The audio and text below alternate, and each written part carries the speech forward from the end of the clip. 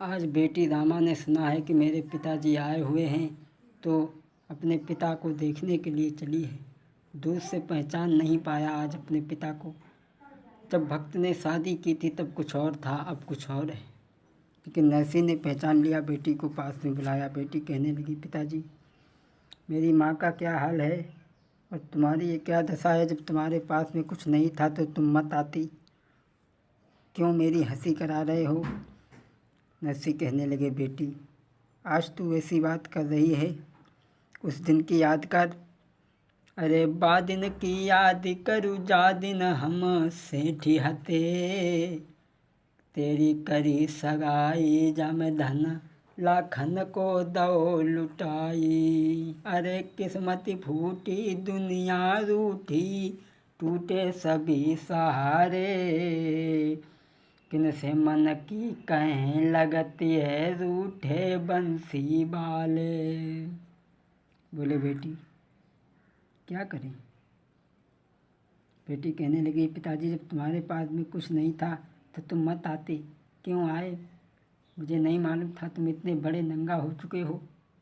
और बोली, अरे पिता तुम्हें ऐसी नहीं भांसी, और तुम हंसी कराई दई नंगर में, और सासू ताई ने मारी रही, मैं तो मरूं खाई फांसी को।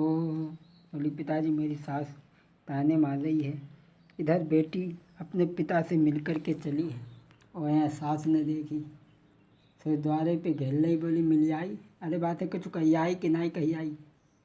बोली, मैया। रामा बोली, मैया मेरी बबुल कुन का पानी भिजवाई देरी, स्नान करे मेरे बाबुल भाई पानी दे भिजवाई। बोली, माँ मेरे पिताजी को पानी भिजवा दो, वो स्नान कर लें। सास तो पहले की भगयानी बैठी रहती। सनाइन से बोली, ऐसा कर, इतो गर्म पानी ले जा तो छूते छूत बाकी देह में फफोला पच जाए। अब नाइन पानी गर्म करके लेके चली है। और नरसी ने देखो सोचने लगे, अब तो समझने बड़ा सम्मान करती हैं, इज्जत करती हैं। और जो ही नरसी ने पानी में अंगुलियाँ डाली तो नरसी की अंगुलियाँ जल गई। एकदम नरसी कहने लगे, नाई नाई ये क्या लाई है, गर्म पानी। अरे इतना गर्म। नाइन कहने लगी, चिल्लाओ नहीं, इतने बड़े संत हो तो तूने फिर कपड़ा काहे को धो गया, वर्षा करवा लो। भक्तों, औरत की बात गोली से भी ज़्यादा लगती है। भक्त ने वो कहने लगी है, अरे जल तप करके बरसाइले, अरे जल तप करके बरसाइले, बामे ठंडो करके हनाइले। अरे सुनी जब भक्त ने बानी, और उतना सोच बड़ो ये भारी। बोली, तुम इतने बड़े संत हो तो कपड़ा काय को देंगे फिर तो। हाँ, पानी बरसा लो, ठंडो करके हंसा लो। औरत की बात गोली से भी ज़्यादा तेज लगती है। भक्त ने भगवान का तुरंत ध्यान किया। और ऐसा ही नहीं, अरे घना घोर घटा गहरानी, और बरसन लागो पानी। अरे घना घोर घटा गहरानी, और बरसन लागो पानी। अरे बरसों में हक रुकी गई मोरी, बरसों में हक रुकी गई मोरी, रामा की नंद की डूबी गई छोरी। अरे ओ सामरिया तेरी लीला बहुत है जग में न्यारी। इतनी घनघोर वर्षा हुई कि रामा की नंद की छोरी आंगन में खेल रही थी, तो पानी में वही चली गई। और नाइन को भगाने जाने कैसे घर मिलो तो सभी लोग सिरसा करके समझ गए हैं कि वाकई में नरसी भक्त है, तो सभी ने आकर के क्षमा मांगी है। और इधर भगवान ने सोचा है कि अब भात का समय हो गया है। कुबेर से कहा, चलो। रुक्मिणी कहने लगी, महाराज मैं भी चलूँगी। बोले, आप क्या करेंगी चल करके। बोले, आप पुरुषों को भात पहनाएंगे, मैं स्त्रियों को भात पहनाऊँगी।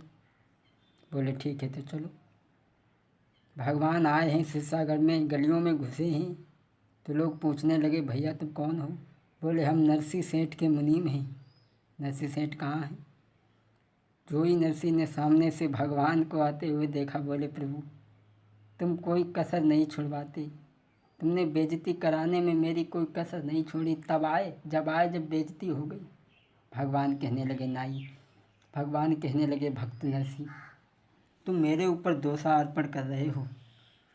जब जब तुमने पुकारा तब तब मैंने तुम्हारी खबर ली। सुनो, तुम कह रहे हो कि मैं अब आया हूँ, मैं तो तुम्हारी पल पल में खबर लेता रहा। अरे सिरसागढ़ से नाई तेरी चिट्ठिया जब हिलायो, अरे तेरे घर तक नाई को है तब मैंने पहुँचायो। अरे भोजन को तू बथुआ खोटन गओ खेत में, तू है नहीं आई पाओ, तुझसे पहले नाई को मैंने भोजन ददा कराए। तुम दोष लगा रहे हो, जब नाई आया तो मैंने उसे तुम्हारे घर तक पहुंचाया और उसे भोजन भी कराया। अरे अटकी गाड़ी तेरी रेत में तूने मुँह पे ध्यान लगायो, तेरी गाड़ी रेत से मैंने सिरसागढ़ पहुँचाई। अरे तो पर तुम दोष दे तमोई बात न ऐसी भावे। भगवान कहने लगे नरसी तुम मुझे दोष दे रहे हो और मैं तो तुम्हारी पल पल में खबर लेता रहा। नरसी कहने लगे प्रभु माफ़ करें, ऐसा करें आप कुछ आराम कर लें। भगवान कहने लगे भक्त आराम नहीं करेंगे, पहले मनसा सेठ का ऋण चुकाना है हमें। चले ही भगवान नरसी के साथ में लेकर के और नरसी से कहा कि नरसी ऐसा करो, मनसा सेठ ने क्या क्या लिखवाया था चिट्ठी खोल लो। अरे पहलो अक्षर नरसी ने जब धर के ददा सुनाओ रे, पहलो अक्षर नरसी ने जब धर के ददा सुनाओ रे।